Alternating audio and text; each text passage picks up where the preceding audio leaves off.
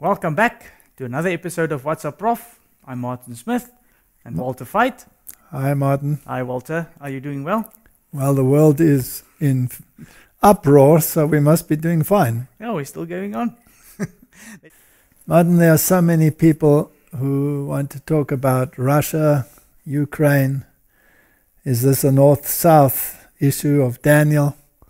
Well, here's a statement to start off with. The world is stirred with the spirit of war. The world is stirred with the spirit of war. The prophecy of the 11th chapter of Daniel has nearly reached its complete fulfillment. Soon the scenes of trouble spoken of in the prophecies will take place. So the king of the north versus the king of the south. Now we're actually not living in these verses right here. We're living a little bit later, and we'll come to those verses that come after these. But there's an interesting or very important principle that we find here.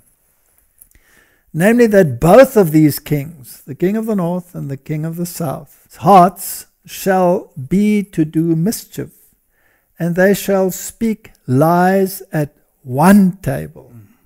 That's a very important clue. Very important. You cannot take this away because you're going to fall into a trap if you don't adhere or listen or take attentive attention to this part. So here we have two adversaries, and they're speaking lies, and they're speaking lies at one table. So they appear to be adversaries, but they're actually sitting at one table. So the populace is being fooled. Now, this you would call a conspiracy theory, but this is a biblical conspiracy theory of biblical proportions. All right?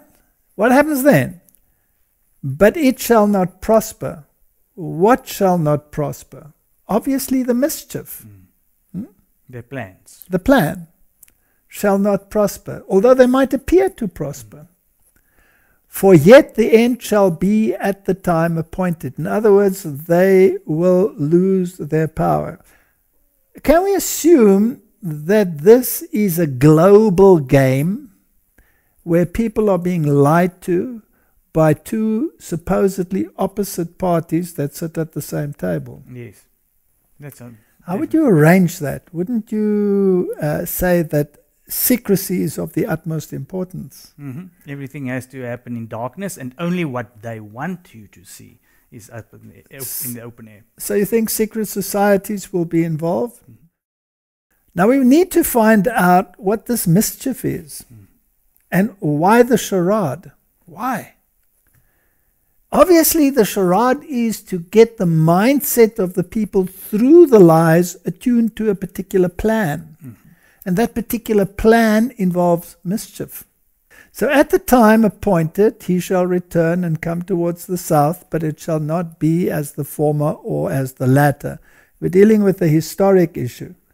But this prophecy also has a future fulfillment. What is the story here? For the ships of Kittim shall come against him, therefore he shall be grieved and return and have indignation against the holy covenant.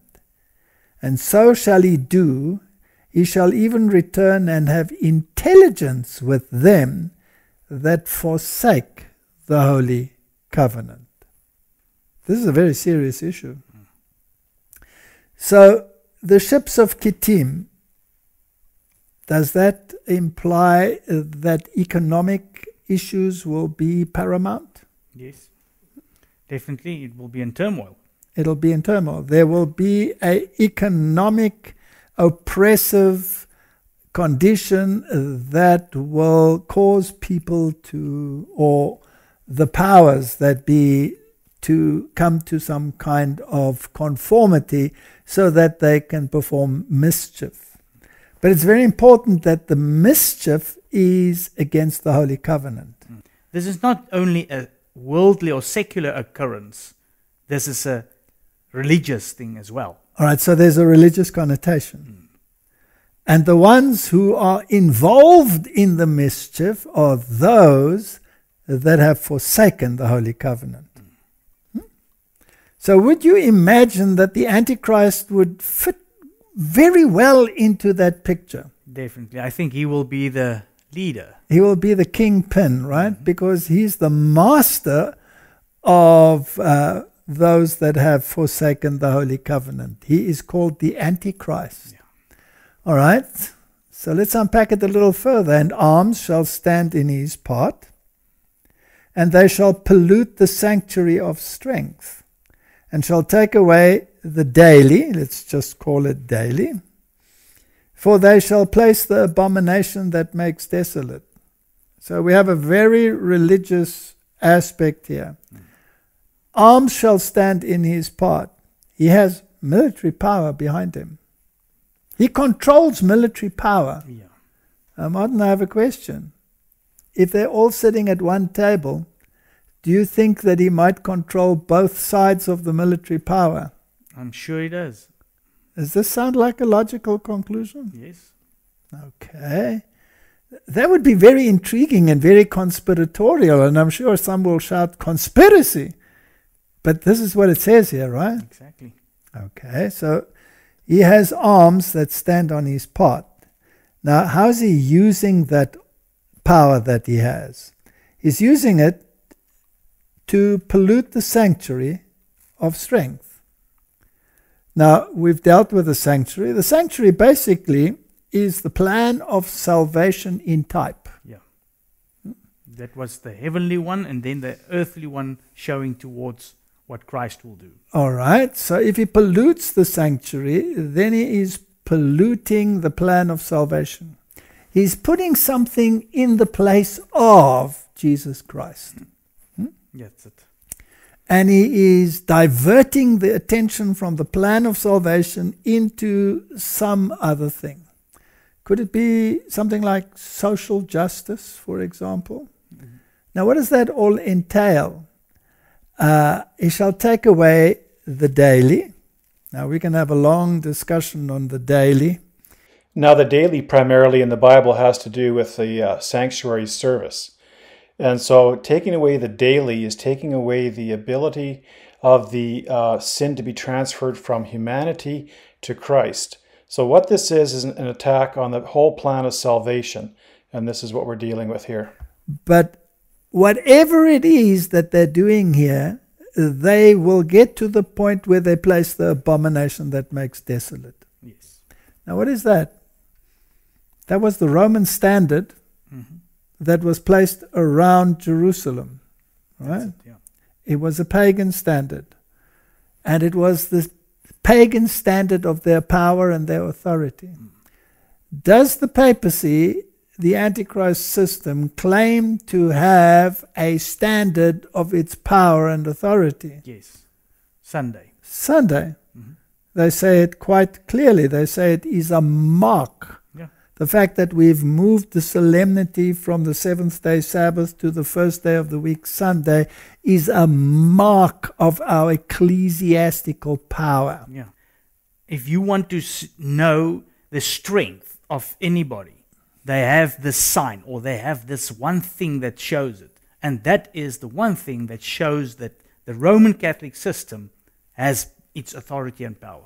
And once the world accepts that authority of the Roman system, then they will have polluted the sanctuary, because they would have put a man who claims apostolic succession in the place of Jesus Christ. And he is the one that hands out salvation through his sacramental acts and by putting his fingers in the so-called treasury of merit. Now, we've dealt with that in previous WhatsApp, so we're not going to deal with it. So the bottom line is, the king of the north and the king of the south sit at the same table. They plan mischief and they speak lies. And their mischief is with those who forsake the Holy Covenant, and they will use military power to get what they want. And they shall take away the daily, and they shall place their mark of authority in the place of God's mark of authority. So this is a religious issue. That brings us now to what's happening between Russia and the Ukraine. Because there are some that feel that Russia, having been and still being a communist country, is king of the South. Yes. Because it's not religious. Correct. Then you have the king of the North, who happens to be the papacy. Now, this is how the pioneers saw it, that the king of the North was the papacy. And obviously, when you read, for example, the book of Jeremiah, where the enemy comes from the north, it was always a reference to Babylon, and the priest and the king of Babylon, he was the one that you had to bow down to. Yes. Now, he was the Pontifex Maximus. Later in history, when the Medo-Persians took over, this priesthood fled to Pergamum, and there it was established. And this title of Pontifex Maximus was then transferred to the Roman emperor as a gift by the last king of Pergamum, who was Attalus III. And then this gift was kept, but he had to have certain criteria. And one of them was that he had to be worshipped as God. Yeah. And Julius Caesar is the first one who took that title and the power to be worshipped as a god. And since then, the Caesars were gods. Now, who has that title, Pontifex Maximus, today? The Pope. The Pope. So he is the Roman heir of that title. Now, this is arrogance of the highest order. He is the king of Babylon, in other words. You can even see the acknowledgement of it in his Twitter account, at Pontifex. Yes. Is his Twitter account name. So he is taking that upon himself. He's taking that title upon himself. So we cannot divorce him from the equation. Now, we know that the Counter-Reformation has placed many different antichrists or future antichrists that are supposedly not here into the picture, but that's not the Reformation view. It never was, and it's not an Advent view either. Correct. And it doesn't actually fit in the biblical view. No. And you can't change history.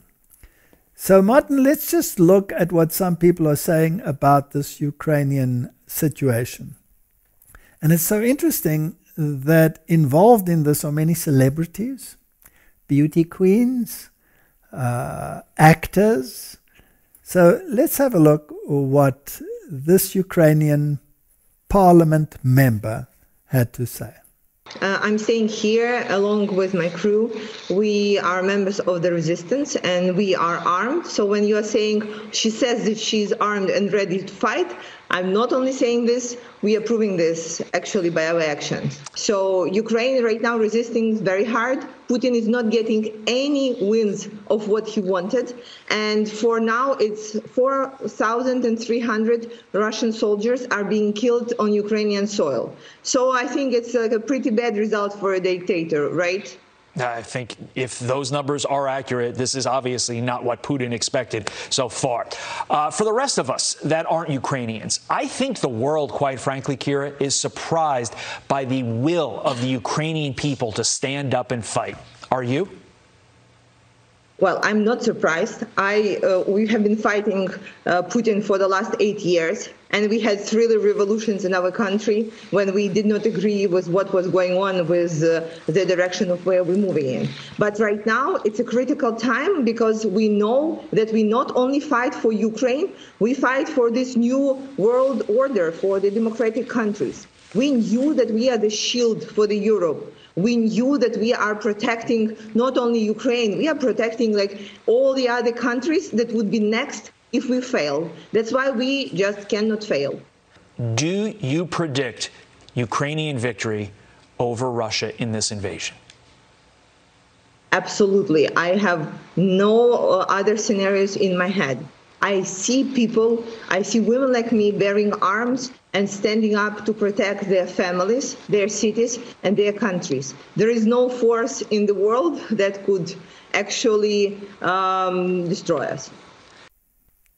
Well, Martin, there were some interesting things that she said. They're not only fighting for Ukraine, They're fighting for the New World Order. Yeah, and these democratic countries that make up probably NATO and all of this. And what was interesting for me is the part of the resistance. This is all sounds so dystopian movie-like. And I'm not trying to say that it's not bad in anything, but the way that this was portrayed on here, there's a few things that's a little bit hard for me to swallow.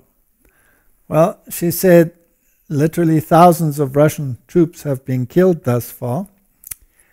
And this mighty war machine of Russia cannot crush this little country in a few days. That is a very strange scenario. And they believe that they will have victory. They're practicing with wooden guns. And there's a lot of talk about all the wooden guns. And some people say this is all fake. There's no doubt that there's turmoil in Ukraine. There's no doubt that there are terrible situations. But whether the media is telling us the truth, that is another story. You see, that's why I'm trying to say this, because we don't want to come over as unsympathetic. No. That's the last thing I want to do. I really sympathize for all, and it's not a good thing that there's ever war. Just like you said, we have to look through the bigger picture and just put it into perspective. So if we look at the prophetic picture, here in the end, there is going to be a clash. It is a north-south clash. But they're sitting at the same table. And they're planning mischief. Together with those that are against the Holy Covenant. We know who they are. And the mischief involves deceit. And that will, propaganda will form part of that. Absolutely. All right. Now, what is the agenda here? You know, many people believe that Russia, together with communist China, that they portray absolutely the king of the South, because that is communism, it's atheism, and that is what they stand for. Then the West, they stand with the king of the North. This is the idea that is out there. And with that, the king of the North stands for morality, and the king of the South for immorality. Now, that picture, to me, Martin, does not fit. No. And I'll tell you why. Because in the type, in the original, there were two literal parties. The one was literal Babylon. That stood for the religio-political system. And that literal Babylon was against the king of the south that stood for literal Egypt. Once you move into the spiritual realm, you cannot apply physical nations to the prophetic picture. And the book of Revelation in chapter 11 makes it quite clear when it says spiritually Egypt. Yes. When this power that comes up from the bottomless pit, this final conglomerate, which belongs to this terrible beast that has never changed its colors, really. When that comes up and rules, then there's this supposed clash with a spiritual king of the south. So we're dealing with a mindset. We're not dealing with nations. Now, once you make it nations, then your eyes are looking in a particular geographic area. Yes. And the religious world is doing exactly that. And we will show some videos of what the religious world believes. They believe this is all heading for a war with Israel. Yeah. Because that is the prophetic picture that they have, which comes from futurism, which is based on lies. In fact, Jesuitical lies. Mischief. So let's try and get that out of our picture and say we're not dealing with countries. We're dealing with mindsets. In the Middle Ages, who controlled morality?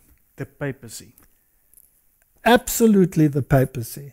Rigidly. Did they use the secular power to enforce their morality? Yes. Yes. The state had to enforce it. Since the French Revolution, did they lose that capacity to use the state to enforce their morality? Yes.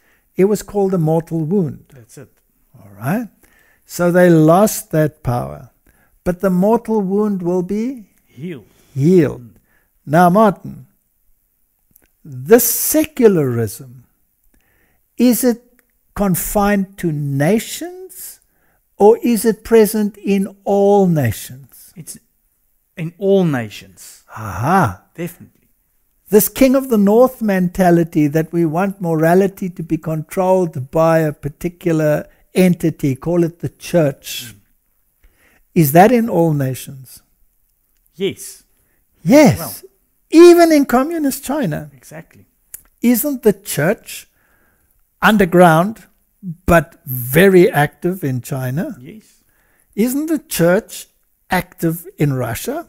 Definitely. Very active. Isn't the church active in the Ukraine? Yes. Very much so, right? So you cannot say there is the enemy and here is the friend. It is more diffuse than that. We're dealing with a mindset. We're dealing with two ideologies that are going to clash here. The one they call the King of the North ideology, which is the religio-political system enforcing morality, a particular kind, under a particular authority, namely that of the papacy. Yes.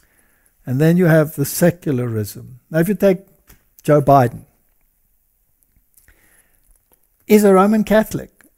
So you would call him a King of the North adherent. Yes. Does he have very secular, non-King of the North ideologies? Correct. Non-moral. He's got some that's going contrary to what the actual King of the North sees as moral. All right. So is there a confusion because he's actually comprising both King of the North attributes and King of the South attributes? Yes. The bottom line is one of the mindsets must go. Okay. Now she says they're fighting for Ukraine, but they're fighting for the new world order. Now let's put that into perspective. Everybody is so afraid of the new world order. What is the new world order? All right. It has many components. It has economic components. Definitely economic components. But the new world order comprises giving the power of the state back to the church. That's it. That is the new world order. Because the Bible says the kings of the world will give their power unto the beast. Was that power removed after the French Revolution? Yes. Will they give it back? Yes. Yes. So let's look at it from that perspective, and that sort of sets the stage for a discussion. Now, Martin, here's a speech by Putin. And it's a very interesting speech because it sounds more as if the King of the North is speaking than the King of the South is speaking, all right? Yes. Now, does this man have nuclear capabilities? According to all data, yes. Yes, so his finger is on the button. Has he been quite vocal about it? Yes. Has he even threatened with it? He said that if anybody goes against him, they'll have more trouble than they've ever been in history. Aha, all right. So does this create fear for a possible third world war? Yes. Okay. So let's listen to this speech and see what we can glean. To national identity is related to the global developments. Here they are related to moral and geopolitical aspects. We witness many Euro-Atlantic countries are refusing, forgetting their roots, including the values of Christianity, which form the basis of the civilization. They are renouncing any ethical basis, any identity, national, religious, or even gender ones. They are following the policy which equals families with many children and one-gender families. Excesses of political correctness lead us when the parties pursue propaganda of pedophilia. Representatives in many Western countries are afraid of mentioning their gender. They even are canceling some festivities, and they are hiding the basis of such festivities, and they are trying to impose this model to anyone. I am convinced this leads us to degradation and primitivization, to deep moral crisis. В большевики после революции 1917 года, опираясь на догмы марксизма Маркса и Энгельса, тоже объявили, что изменят весь привычный уклад. Не только политический и экономический, но и само представление о том, что такое человеческая мораль, основы здорового существования общества. Разрушение вековых ценностей, веры, отношений между людьми вплоть до полного отказа от семьи, такое было.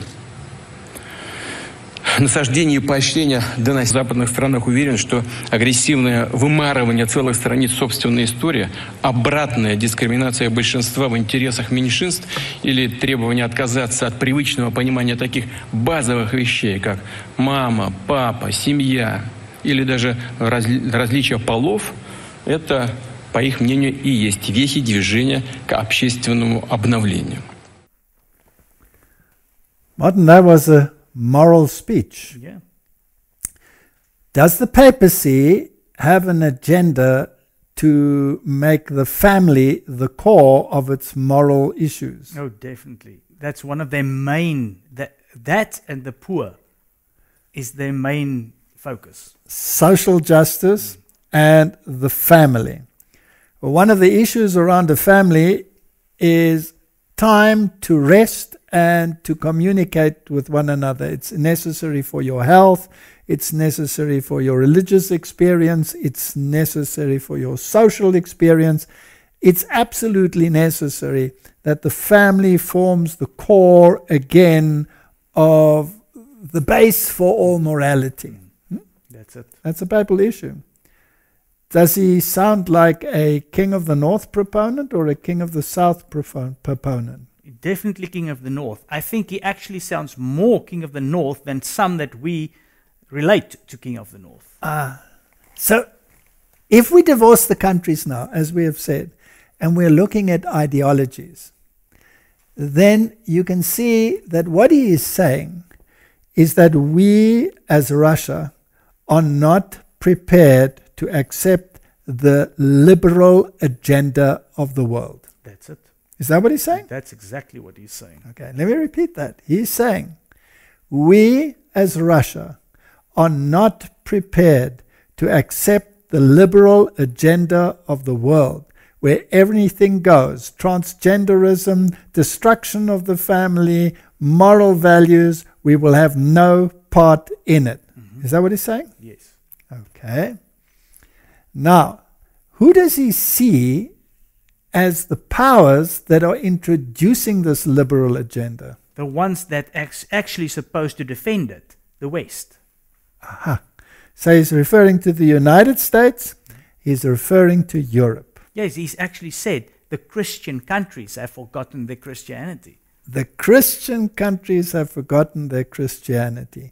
And these countries are trying to expand and put their power base even into Ukraine, where they will then have their atomic weapons on his doorstep. Mm-hmm. And he uses this as a weapon, a political weapon, to say, well, if America didn't want missiles in Cuba, I have the same right to say I don't want missiles in Ukraine.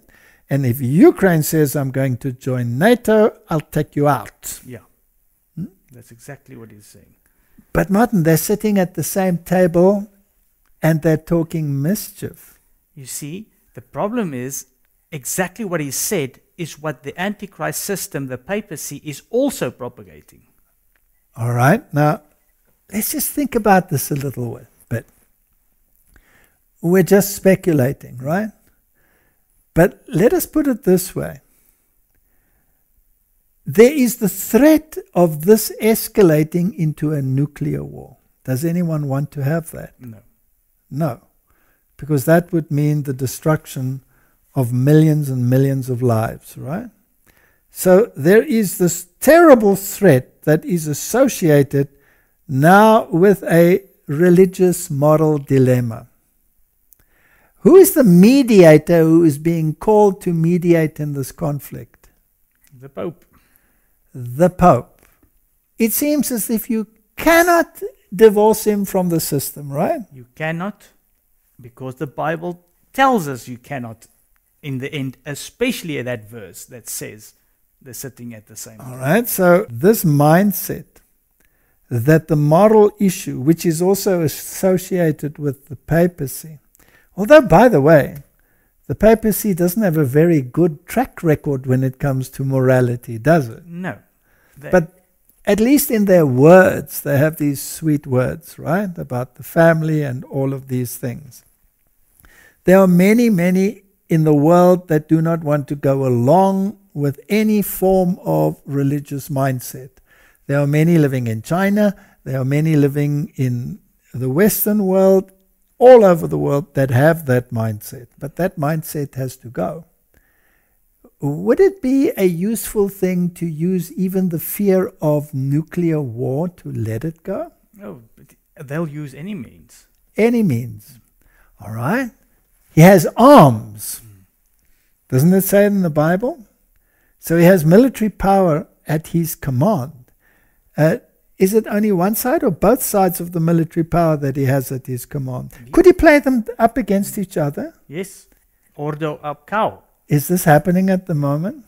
I think it is. Now, what, Martin, if the Russia says, I will not accept the Western mindset, and I'm prepared to push the button to prevent it, what if fear drives humanity to the point of compromise and says, let's give the moral values of the papacy a chance?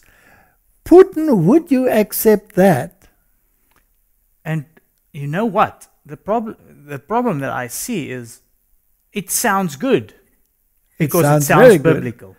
And it could prevent war. And how would it look if anyone wants to go against prohibiting war, and even it's got moral values attached to it? All right. So even those in the West that are opposed to the union of church and state, if it can prevent this Holocaust, wouldn't it be wise to give this power a chance? After all, this power portrays itself as so concerned about the poor, uplifting the downtrodden, and all it wants is to give the family its place back. And they don't realize that he's working against the Holy Covenant and setting up the abomination of desolation, namely his moral authority over and against God's moral authority. Is that a possibility? It is. And now you've put into the mix patriotism. So a lot of people will support this also because if you're a patriot, you understand that this is also morality in this patriotism that they support. Now, it's interesting to me that Russia is the one in the fray at the moment, because Russia is a religious country. Yeah. All right, it had enforced atheism on it for decades, but the Orthodox Church came out on top. But the Orthodox Church only came out on top once it had reached an agreement with the papacy. Yeah. Because communism is a papal invention. It was invented by the Jesuits, practiced in great detail in their reductions in South America, and then introduced via their agents, Karl Marx and all of those associated with him, and introduced into the Bolshevik Revolution. And you can actually deduce from what he said that he's against what the Bolsheviks and the whole communism era had portrayed. Okay. Now, Martin, Also important is that the ships of Kittim were involved, the economics.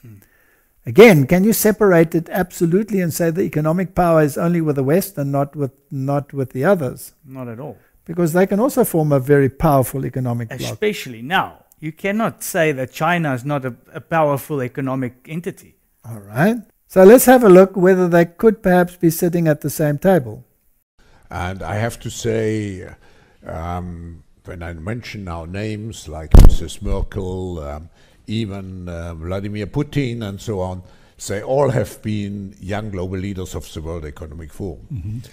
But what we are very proud of now is the young generation, like Prime Minister Trudeau, President of Argentina and so on, that we penetrate the cabinets.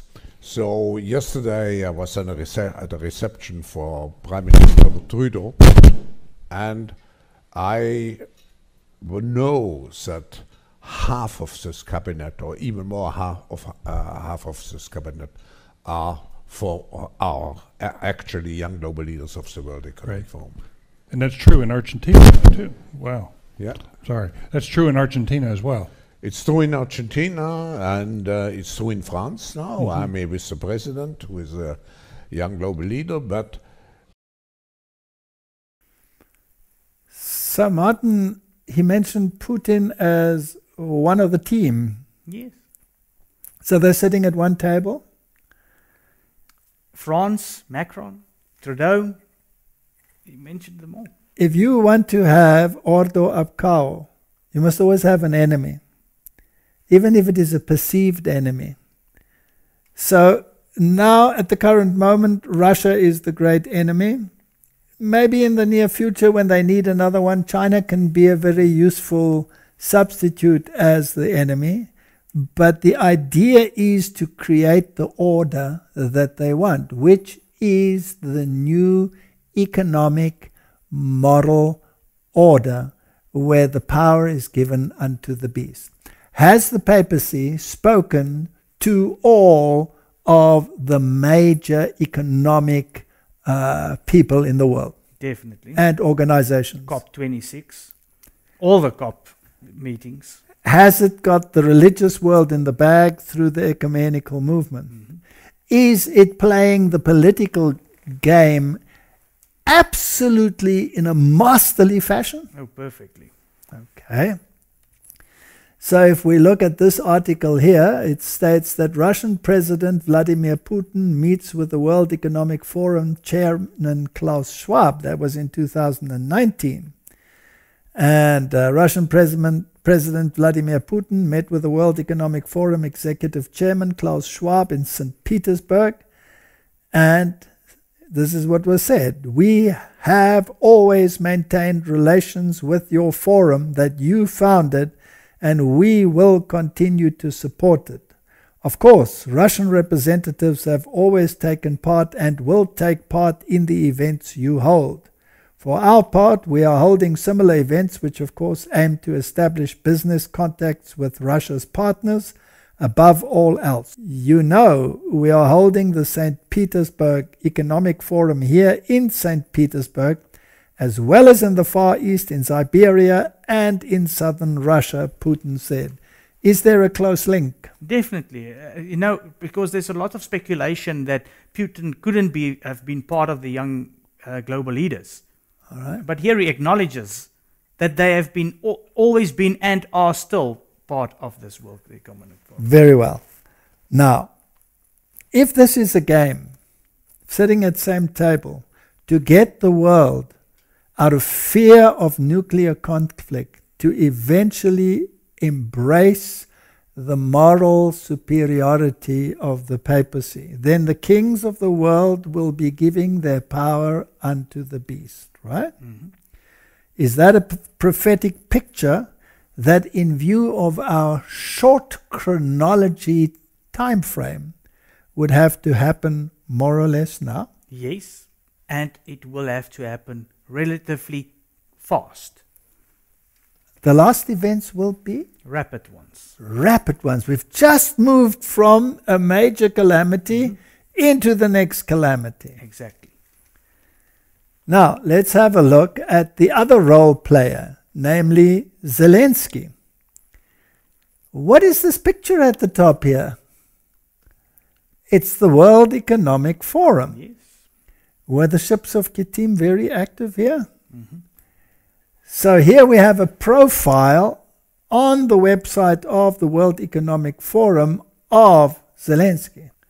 So here it says that he's an actor, he's a screenwriter, he's a creative director, a stand-up comedy contest team, Quarter, 95.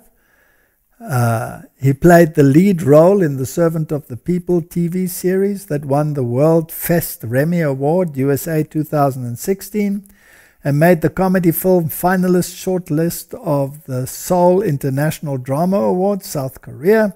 The Servant of the People also won the Intermedia Globe Silver Award in the Entertainment TV Show category at the World Media Festival in Hamburg, Germany. But did he get pretty universal exposure? Yes, he is actually a very well-known and popular actor. So did they raise his profile? Oh, definitely. He became, well, you can call it an idol. Now, Martin, when we look at politics, do actors play a large role? No, for a very long time already. I mean, Reagan was an actor. Yeah. John Paul II, the Pope, was an actor. Didn't the present Pope also play in movies? Quite a few. All Jesuits are trained in Jesuit theater. After all, it's part of their game.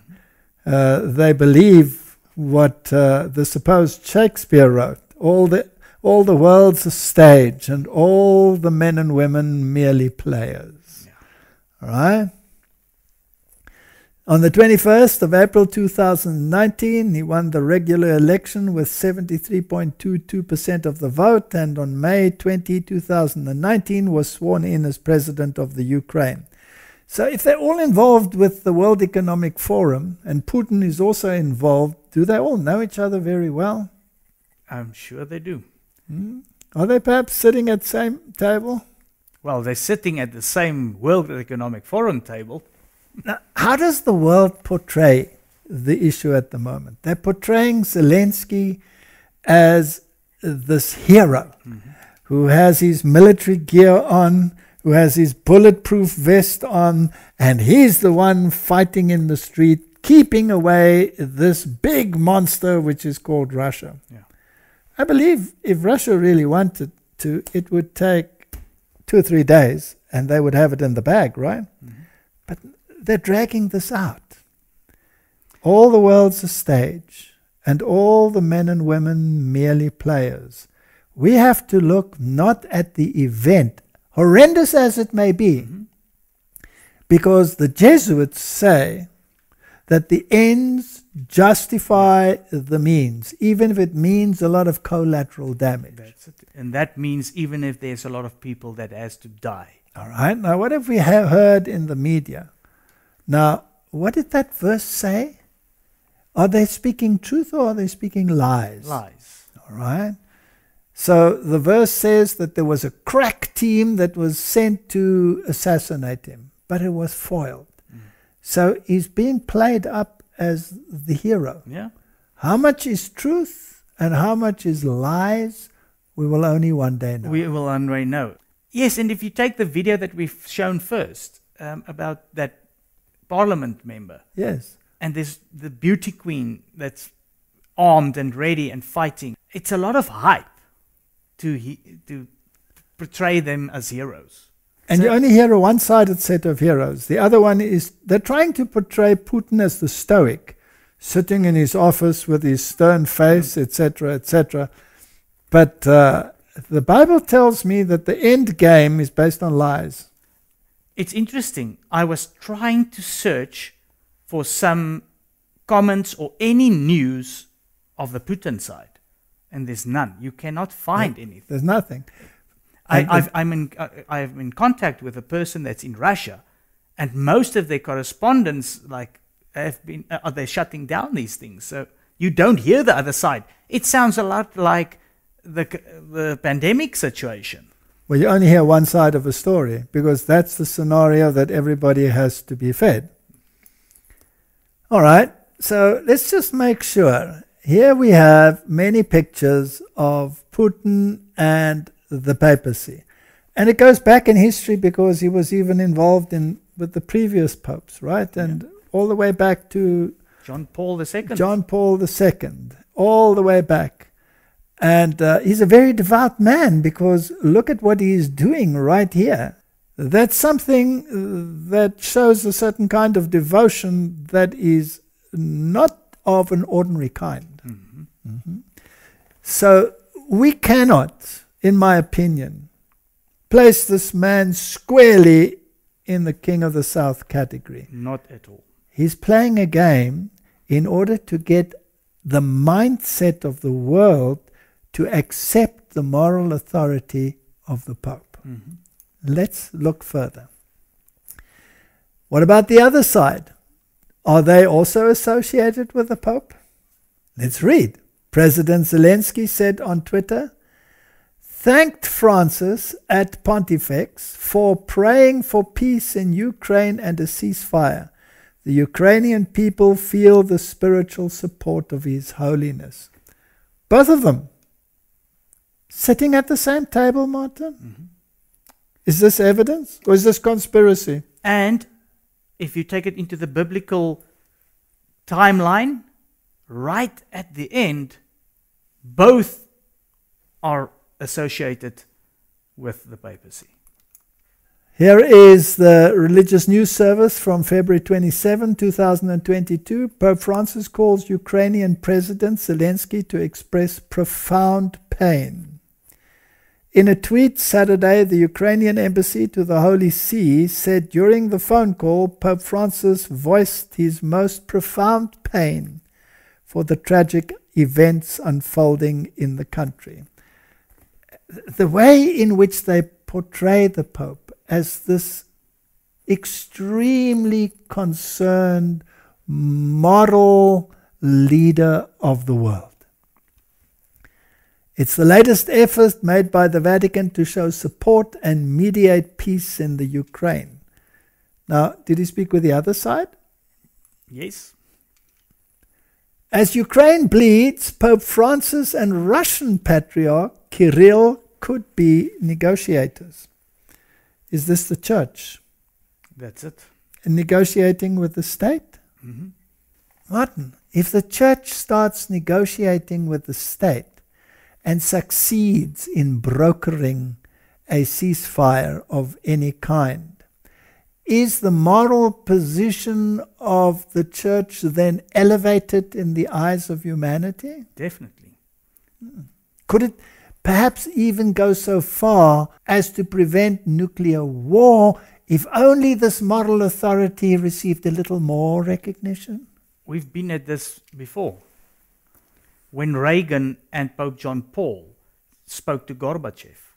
I also find the timing very interesting.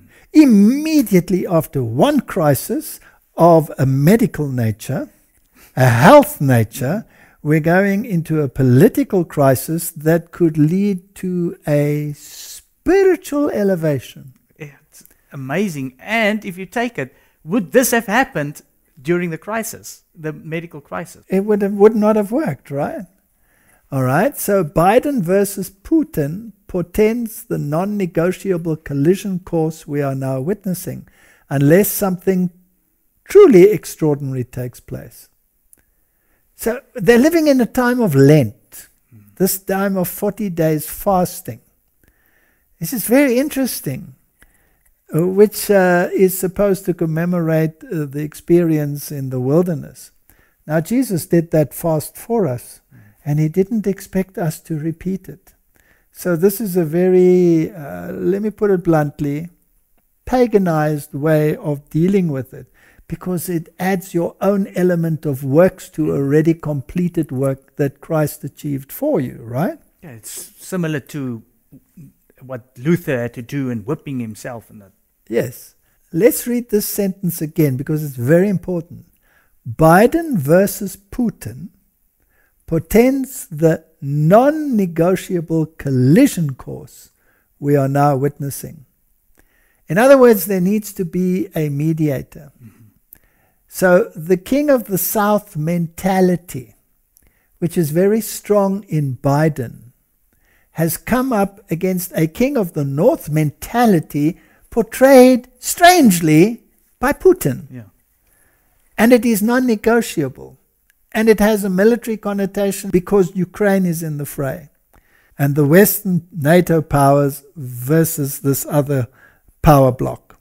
In other words, you cannot in this situation apply the label King of the North, King of the South to a country or political grouping. Exactly. Also not a person. It is a mindset that must be conquered.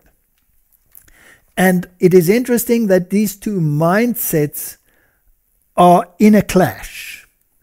Now, unless something truly extraordinary takes place, and that will be a mind shift. That's it. A mind shift. In 2016, Pope Francis became the first Catholic pontiff to meet a Russian patriarch traveling to Cuba to meet the person he called his brother.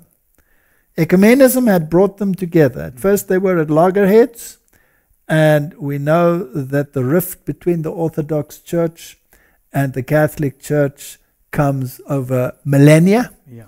So this has been resolved. So there is no conflict at the level of the church. No, isn't it interesting? If you just take, for instance, this Pope Francis, what he's managed in that area of the different religions, even with the Grand Imam, all of this, he's the biggest peacemaker that this world has ever seen. Yes, I saw a video many years ago of the Orthodox patriarchs coming into the Vatican and every single one of them bowing down and kissing the ring of the Pope. Now, so that has already been achieved. So the question is, could Francis and Kirill now initiate a conversation focused on their shared spiritual values? Is there ground for one more inspired handclasp between men of faith to restore peace? Church and state. Now in this negotiation, who is taking the chair? The Pope. The Pope.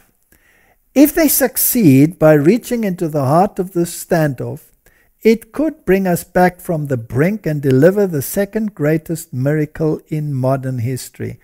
Martin, I believe the kings of the world, in order to avoid a nuclear calamity, will have to give their power unto the beast. Exactly. And once he has done that, what did the verse say? They will set up what? Abomination of desolation. Ah, isn't that what we've been speaking about for years? That's it. So, Pope in the middle of Russia-Ukraine crisis. He's in the middle. The news tells us he's in the middle. The papacy is back in global politics. That is assuming it ever left. Martin, this has been a game that has been coming a long, long time. The gesture by Pope Francis to visit the Russian embassy in Rome on Friday was undoubtedly a notable event for a variety of reasons. The Vatican has a centuries-old foreign service of diplomats and spies, think tanks and journalists. Nothing that the Pope does is ever coincidental. Martin, this is the Asia Times. It sounds like a reference from the Bible.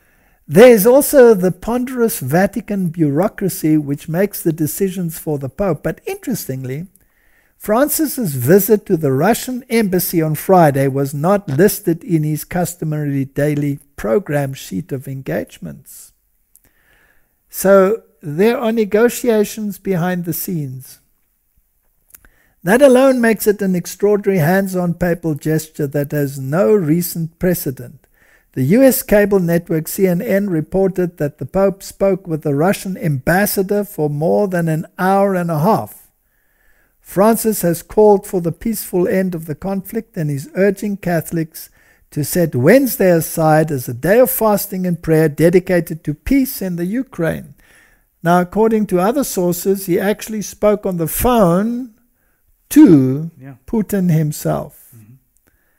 So is he taking center stage in the political drama? Definitely. All right, so let's look at Catholic culture. The ambassador, Ukraine, would welcome papal visit, Vatican mediation to avert war. The papal visit will have a very great impact for the development of the situation. And let's see what they said. As I understand it, the Vatican would be ready and happy to create this possibility for meeting leaders from both sides. He added, Ukraine is completely in favor of this very influential, very spiritual place for a meeting. If Russia confirms its will to sit at the table, immediately Ukraine will respond in a positive way.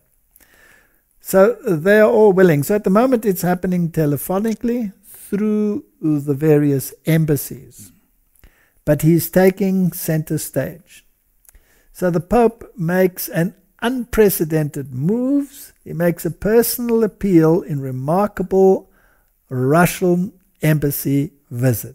Pope Francis went to the Russian embassy on Friday to personally express his concern about the war in Ukraine in an extraordinary hands-on papal gesture that has no recent precedent. Francis later assured a top Ukrainian Greek Catholic leader he would do everything I can to help. The head of the Ukrainian Greek Catholic Church, the largest Eastern Rite Church in communion with Rome, welcomed Francis's protocol-bending diplomatic intervention and said it hoped it would help dialogue prevail over force. His Beatitude Shevchuk said the Pope later phoned him in Kiev and assured him, I will do everything I can. So here we have the Church acting in unison together, using the papacy as the chair, as the seat of the power, as the negotiators. Now Revelation 17:12 says, And the 10 horns which thou sawest are 10 kings which have received no kingdom as yet, but receive power as kings 1 hour with the beast. So now this issue of 10 horns, if you read the book of Revelation, the 10 horns refer to the European powers and its affiliates. So one of the outflows of the 10 horn powers is, of course, the United States of America and any of the colonies in the world as well. There's also the other view that it's the 10 regions in the world. If you stick to the purely biblical picture, could you read that the Christian powers which thou sawest, which have received no kingdom as yet, receive power as kings 1 hour with the beast. So they will give their power unto the beast. So, Martin, when they give their power to the beast, there must be some precedent that induces them to give that power unto the beast. Because the Constitution in the United States says that church and state must be separate.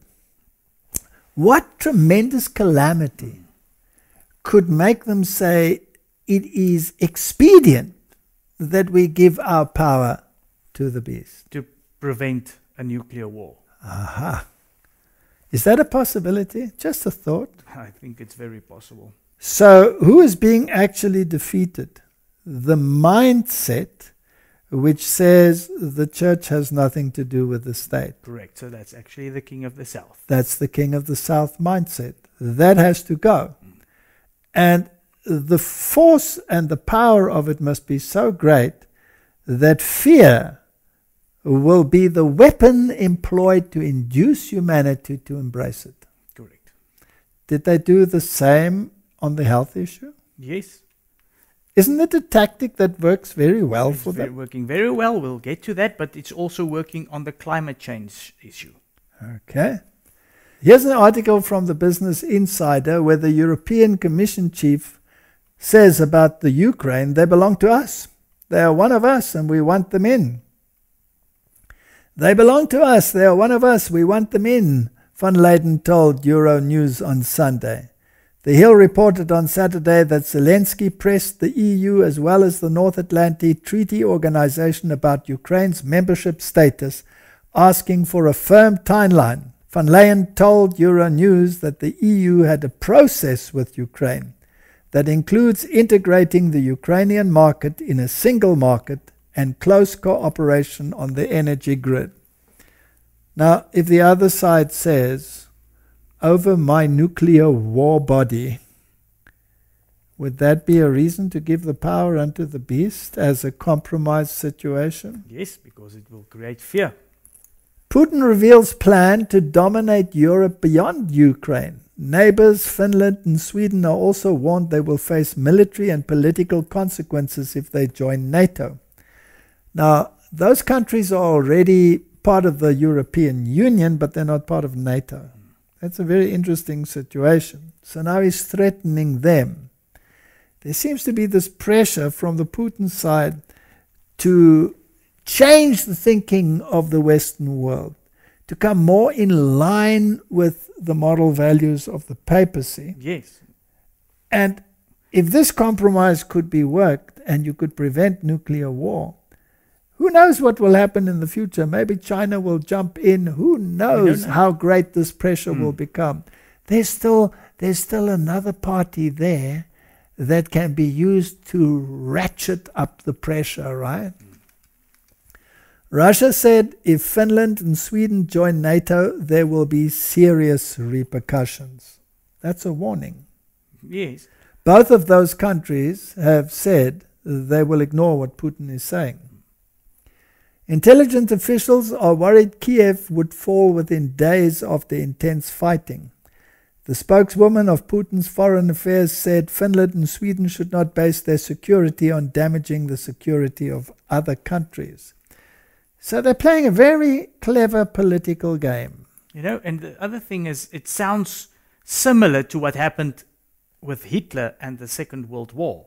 So that again brings up this fear that's being driven. All right, what was the response of Finland? Finland will today debate joining NATO despite threat from neighbors, Russia, that they will face military and political consequences. So they will debate this, and they have reached 50,000 signatories. So if more and more countries want to join NATO, that would give more and more impetus to the possibility of a clash, even of a nuclear nature. So we definitely need some kind of compromise. And Martin, it's not only Finland and Sweden. Kosovo asked the US for permanent military base and speedier NATO membership. Kosovo has asked the United States to establish a permanent military base in the country and speed up its integration into NATO after Russia's invasion of Ukraine. Kosovo's defense minister, Ahmet Mihaj, said on Sunday, accelerating Kosovo's membership in NATO and having a permanent base of American forces is an immediate need to guarantee peace, security, and stability in the Western Balkans, Mihaj said on his Facebook page. So it appears as if the pressure is on Russia, and that NATO is making Putin desperate, to the point of being willing to push the nuclear button. What a perfect situation to get a new world order. And as we said, the new world order is not just about economics, because the Vatican controls economics anyway. It is about giving the power unto the beast. And this links on to that verse in Revelation where those kings get an hour of rulership with the beast. Now, Martin, is this something that has developed now just suddenly out of the blue, or has this perhaps been on the cards for a long time? No. If you go back, this has been coming for a long time. Didn't we just read in that article that the papacy plans long ahead? Now, in 2015 already, Gorbachev issued a warning that there could be nuclear war over the Ukraine. This has been planned for a long time. I think they've been sitting at a table for a very long time. In an interview with the German weekly news magazine Der Spiegel, 83-year-old former Soviet leader Mikhail Gorbachev said the crisis in Ukraine could lead to large-scale war in Europe or even a nuclear war. We won't survive if someone loses their nerves in the current tension. So this is a game plan. This is the game plan. Here's an article in the Express from March the 2nd. Means war with Russia. Putin to face full NATO power this week if slaughter not stopped. So is there a threat from NATO? Yes, you've got both threatening each other. Okay, Vladimir Putin has been warned NATO could opt to intervene directly in Ukraine if public pressure to stop the slaughter of citizens were to grow further. So this propaganda machine is doing a tremendous job here. Martin, do you think it's possible that some might think, well, maybe Russia by itself can still be contained? What if we throw China into the mix? Would that be a more scary scenario? Definitely. What countries would then be threatened besides Europe? Asian countries. All the Asian countries. Australia and New Zealand, would they also come into the fray? Then that would be a pretty universal thing, right? So if you could have this added to the fray, then we are sitting, according to the media and according to the game plan, on a powder keg that could explode. So emboldened by lack of Western aid for Ukraine, communist regime declares Taiwan belongs to China. So this is the Christian Perspective CBN News. In the immediate aftermath of Russia's unprovoked invasion of Ukraine on Wednesday, China's foreign ministry made an announcement. The communist regime declared to the world that it claims Taiwan to be part of China. The claim is similar to the excuse being used by Vladimir Putin as a pretext to invade and violently take territory away from his neighbor. So they have this backup that the war could escalate into a worldwide scenario. But it's always good to have a little bit of tongue-in-cheek in there. Here's one of the cartoons that has come out. You're distracting Putin from something very important, says John Kerry. And his little sign is very interesting. It says, stop climate change, after having altered the term global warming, which just doesn't wash anymore. Because that scientific scenario has gone out of the window a long time ago. So they're keeping this in the background as well as one of the reasons why you have to follow a particular game plan. Let's just backtrack. Climate change is not off the table. No, not at all. And it's also part of that discussion that takes place secretly, associated with a lot of lies at that particular table where the King of the North and the King of the South sit and have their little chats. Definitely. Yes, and even Putin signed there, and don't put China off. If you go back to those articles, they're also in there. They're all in there. So they've all signed those particular things. Now, what is interesting, climate change is also very much part of the papal agenda. But the papal agenda is not being followed. Let's put it this way, the script of the papal agenda is not being followed to the letter. It is given lip service, but it's not followed because the secular world hasn't given their power unto the beast. And let's check that out. Here is the article in the Jesuit Review. It's very important that these are the Jesuits speaking. These are actually the rulers of the world, though nobody wants to believe it. COP26 did not go far enough. It's time to take the Pope Francis approach to climate change. You see the issue? COP26 Climate Summit in Glasgow was a tale of two cities, one afloat on bold pledges and new promises, the other sinking under the weight of Greta Mania and the chants of blah blah blah from the followers of the Swedish environmental activist Greta Thunberg. Not even Barack Obama's celebrated oratory or a surprise US-China cooperation pact could reconcile the differences. Now let's see what the issue was. To better understand the contrast, we can explore another pair of cities, Paris, where a climate accord was hammered out in 2015, versus Rome and its body of Catholic thought. They reveal vastly different perspectives on climate change. So do we have two mindsets? Yes. The issue is the same. Climate change. That's it. But Pope Francis's climate agenda has a moral agenda attached to it. His approach is the one that has to be followed by the world. But the world is not following it. No. Is that a king of the north, king of the south clash? Yes. Okay. The Paris approach has everything backwards.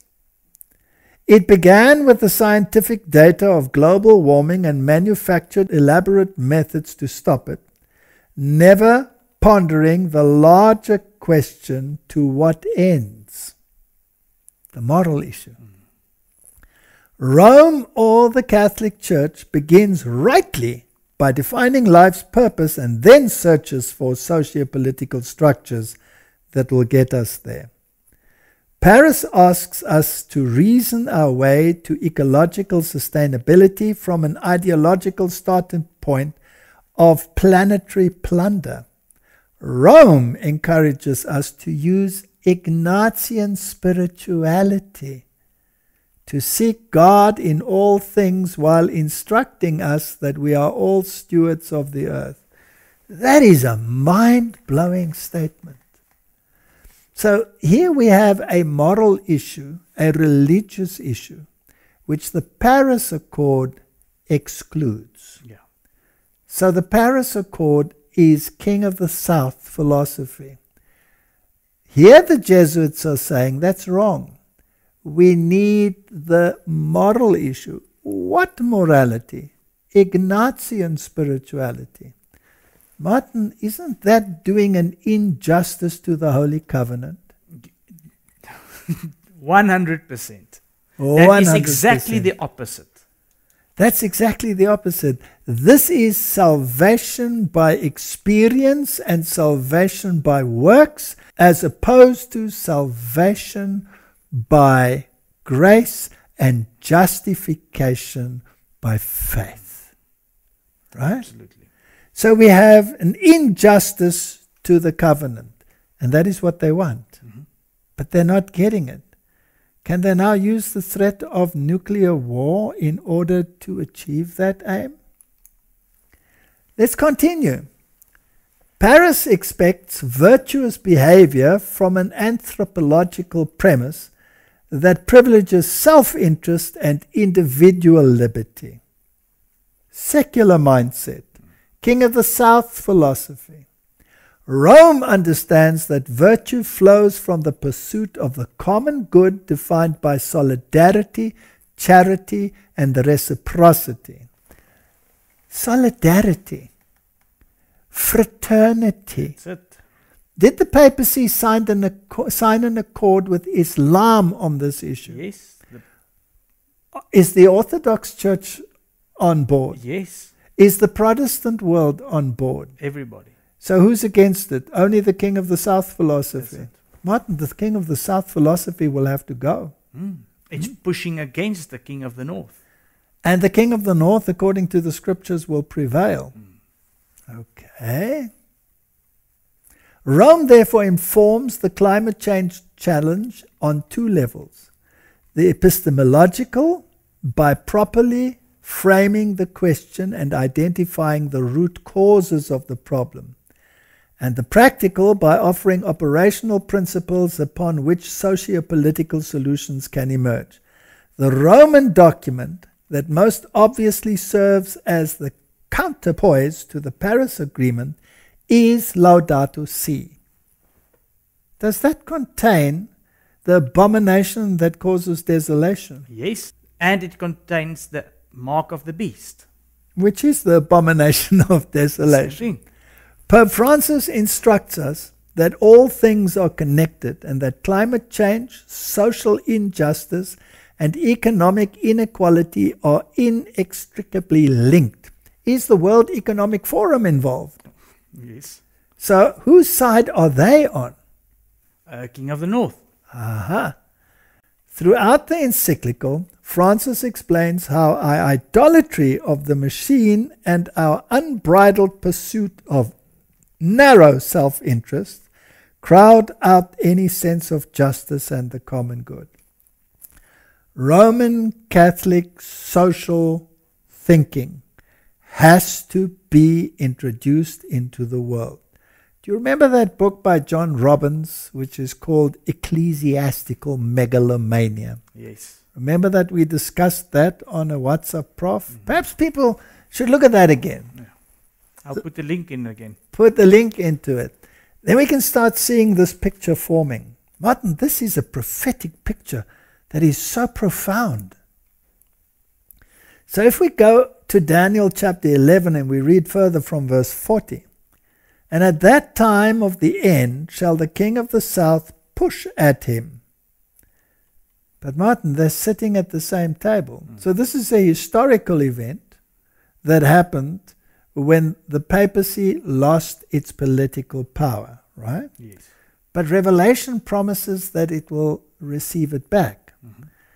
Then we are told in the book of Revelation that this clash was also a north-south clash when the papacy lost its power, and that spiritually the king of the south was Egypt. Spiritually, not literally anymore. So we cannot put it into a literal country. Yes, it's minds. It's minds that are clashing. So will there be another possible push at the end? Yes. And the king of the north shall come against him like a whirlwind with chariots. That's using a war machine, Martin. Horsemen, that's a war machine. That's soldiers on the ground. Many ships, that's the economy. And he shall enter into the countries and shall overflow and pass over. So his mindset is going to win. Yeah. He has the military of all these countries at his command. And he's telling you lies and giving you propaganda to make you believe a certain scenario. But the agenda behind it has to be studied in detail. I just want to also say here, we don't know exactly what can happen. There can actually be maybe some nuclear bombs that goes off. But the end result will still be exactly what we've said the whole time. No matter how bad it becomes, the prophecy of the Bible will be fulfilled. And you know, Martin, what is a great possibility is that all of these things might happen. And the Bible says that the abomination of desolation will be set up. And then there will come a time of trouble such as never was. Now we also had this terrible warning in Daniel 11:41. He shall also enter into the glorious land, and many countries shall be overthrown. But these shall escape out of his hand, Edom, Moab, and the chief children of Ammon. Now those countries are all descendants of Abraham. In other words, what it is saying, he will also enter the church, even God's church. But many will escape out of the Protestant world, out of the religious systems, and they will join. Now it's interesting that it also mentions Edom. In other words, many in the Islamic world will also come to a knowledge of the truth at the end. And it's already happening. He shall stretch forth his hand also upon the countries, and the land of Egypt shall not escape. He shall gain victory over the secular mindset. He shall have power over the treasures of gold and silver. He will control the economy. and over all the precious things of Egypt. In other words, that which was totally separated from the church will again be part of his treasury. And the Libyans and the Ethiopians shall be at his steps. In other words, all the nations will be in harmony with his thinking. So the king of the south mindset is thus overwhelmed by a massive final thrust by the king of the north, who employs fear tactics, which is what we are seeing at the moment, induced amidst a chaos of wars and economic chaos. The military alliances forced by the king of the north serve to force the world to accept a collective morality which will be dictated by himself. Even the very elect are at risk here, because it's very deceptive. That's it. It can swallow you in if you don't sit back and be an observer. The only way to get involved in this is to do evangelism. Now Luke 21:26 says, men's hearts failing them for fear, for looking after those things which are coming on the earth, for the powers of heaven shall be shaken. So Martin, if the powers of heaven are even shaken, then this must have a religious connotation, right? So what is coming upon the earth is going to be pretty dreadful, but we cannot stop it. And if we become involved on the level as the world is involved, we will miss the picture. A few years ago, I gave a lecture and I referred to 2 books. And I just briefly want to mention them again. 2 recent books attempt to explain the relationship between the Vatican and the United States. Each has a different agenda, and thus they reach opposite conclusions. Common to both, however, is a primary focus on the debate over the legitimacy of America's war in Iraq. The 2 books are Parallel Empires, the Vatican and the United States, 2 Centuries of Alliance and Conflict, and Against the Grain, Christianity and Democracy, War and Peace. So these 2 books discuss basically this conflict between the 2 mindsets. They reach different conclusions, and that's not important right now. But Against the Grain is a book by George Weigel, who is a very prominent Roman Catholic thinker. Cutting Against the Grain of Conventional Wisdom, New York Times bestseller, George Weigel offers a compelling look at the way in which Catholic social teaching sheds light on the challenges of peace, the problems of pluralism, and the quest for human rights and the defense of liberty. And he makes a strong argument that the world should embrace this morality. And the other book, Parallel Empires, the fascinating and highly relevant history of the turbulent relationship between the United States and the Holy See, recounted and analyzed by Italian journalist and Vatican insider Massimo Franco. And this is what the conclusion is. Parallel Empires leaves no doubt regarding the impact that the struggle between these 2 great powers, one of secular might and the other of moral influence, has had on both our history and in today's world. So again, the issue of the moral influence of Rome is central to the debate. And Putin mentioned this moral dilemma. And there is a possibility of war if the world does not embrace a compromise. Yeah. And that compromise is in the morality of the papacy. Yes. Here's a quote from Testimonies, Volume 9. Spiritual darkness. This is a time of spiritual darkness in the churches of the world. Martin, have they swallowed a lie? Unfortunately, yes, because these propaganda machines are putting all this forward, so they're just swallowing it and choosing sides. So not only have they followed a false prophetic scenario, which is a Jesuitical scenario, this whole issue of rapture and dispensationalism and the centrality of a literal nation, when this mindset is a universal war in every nation and every human mind and heart. Yeah. Okay? So there's spiritual darkness. Ignorance of divine things has hidden God and the truth from view. The forces of evil are gathering in strength. Satan flatters his co-workers that he will do a work that will captivate the world. While partial inactivity has come upon the church, Satan and his hosts are intensely active.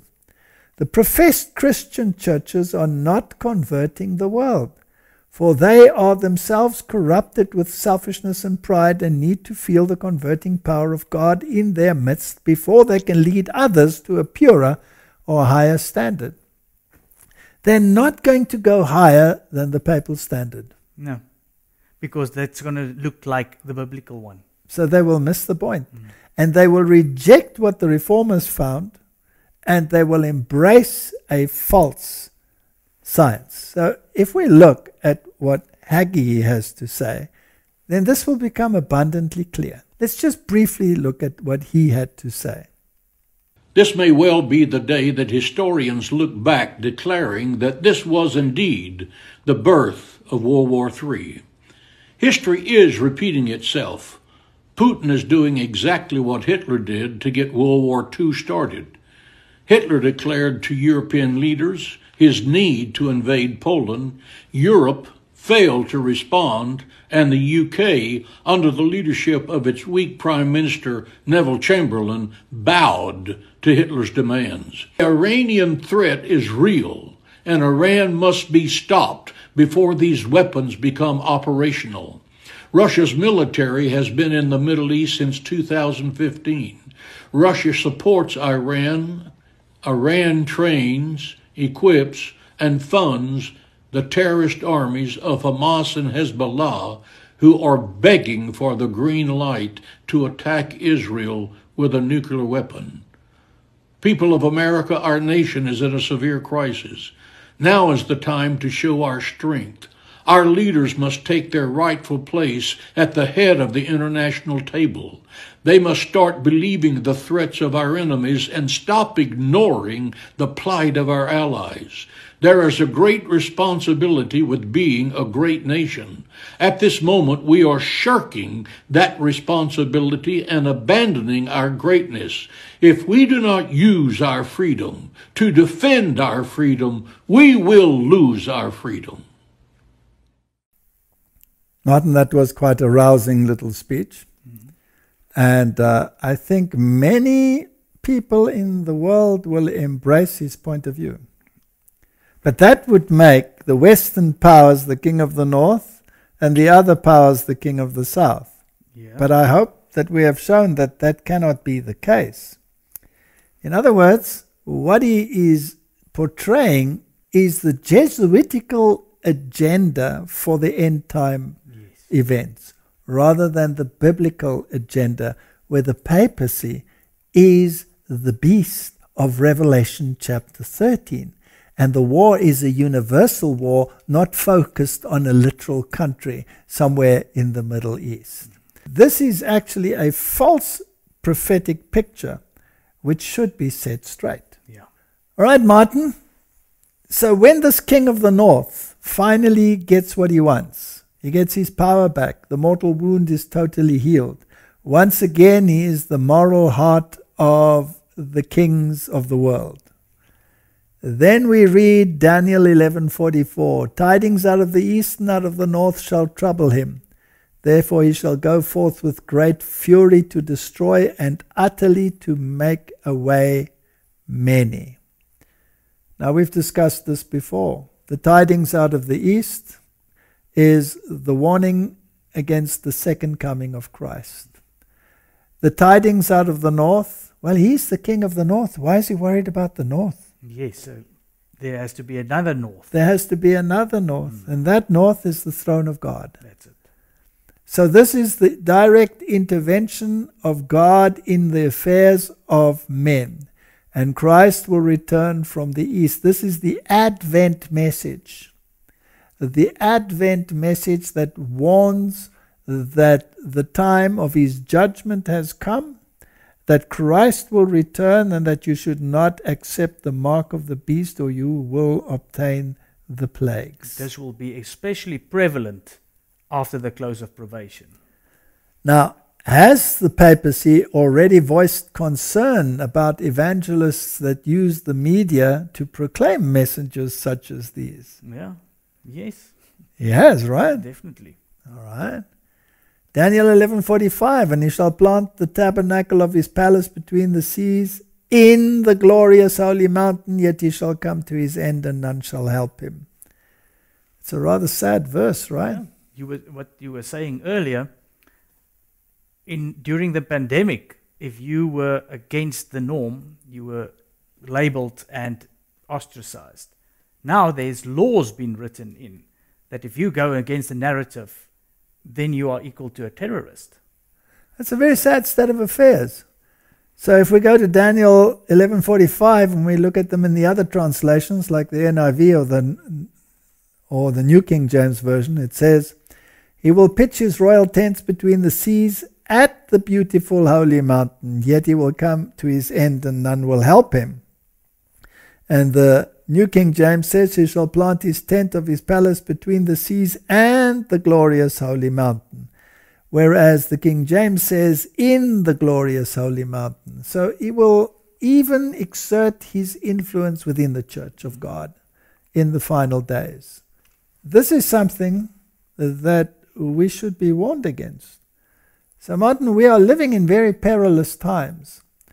And I don't know how others feel, but I feel that the final events are coming to fruition very rapidly. And this conflict, it's been dragging. And there are certain portrayals of heroes, as we have seen. Why? Because this message has to come through, that we need this moral mediation. And I believe that the kings of the world are on the verge, or will be pressurized to give their power unto the beast, which they've probably done in secret already, just to convince the mindset out there that this is absolutely necessary for universal peace. And then when they achieve it, they will shout, Peace, peace and safety.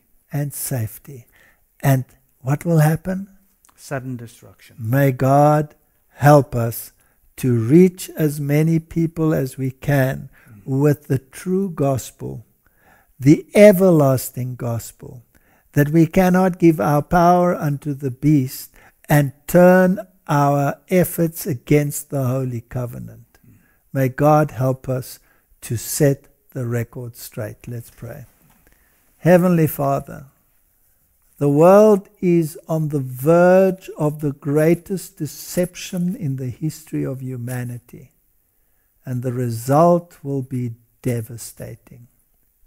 Unless we embrace the truth and accept the fact that we have to separate ourselves from Babylon, we will be swept away in the whirlwind that is coming. Help us to warn the world, and may you reach through your Holy Spirit all those that cling to you, that cling to salvation in Christ and Christ alone, and believe the Scriptures. I pray in Jesus' name. Amen. Amen.